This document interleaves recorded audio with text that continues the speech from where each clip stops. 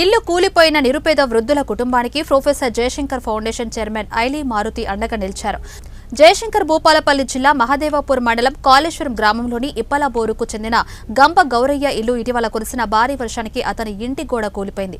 అతని భార్యకి గత 5 సంవత్సరాలకు ముందు పక్షవాతం వచ్చి ఇంటి వద్దనే ఉంటుంది.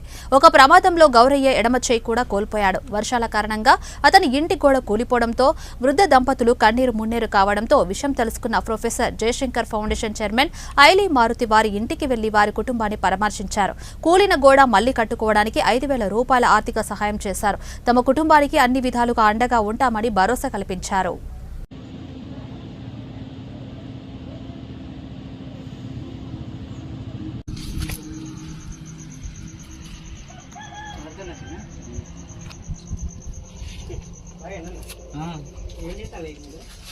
ఉంటాను కదా బాబు. నమస్తే.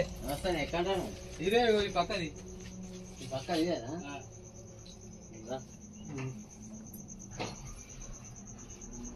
ఇట్లుండే ఒకటి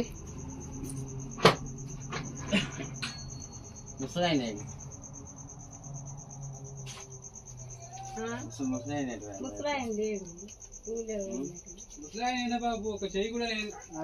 ఉంటాను పడితే మంచిగా ఉండాలి. అట్లా వ్యాపారం పడితే ఇంకెవరైనా మనం చూసి మనం ఇచ్చిన